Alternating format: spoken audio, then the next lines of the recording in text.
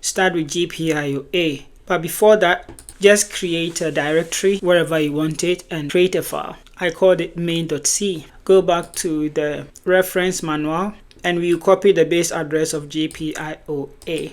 Now, before you paste it, whenever we are addressing memory, we use the volatile keyword, and as we said, we are working on 32-bit architecture, and inside here we just paste it and we need to add something to it. Before that, make sure you close the gap here. Go back to the reference manual and search for GPIO registers. Click on the first one.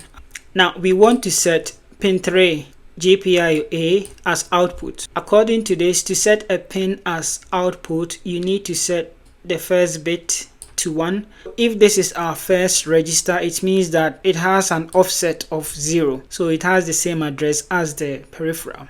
Now the next register is the GPIO-OTY-PER. Because this is 32 bits, that is 4 bytes. Okay, so the second register will start at this offset and it just goes on. The third will be 0x08 and the next one will be 0x0C, just increasing by 4 bytes. Go back to the VS Code and here we add the offset.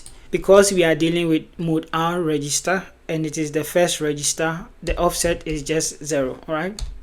Now to set specific bit inside the register, first you have to make sure that it is cleared, right? So to do that, we have to end it with the number of bits we want to deal with. Each mode deals with 2 bits. So if we want to set 2 bits in here, then we have to look for a number that has, let's say, 2 ones in there that we can manipulate, and that number is 3. We take our 3 and we are going to shift 3 6 to the left. Instead of end, we will have to do all here, and we remove this. We can use 1 like that, and this is going to set it.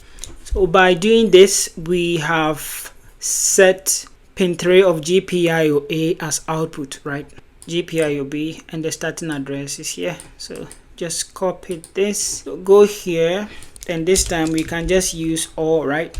And because we are writing high to pin 9, we can just shift this, right?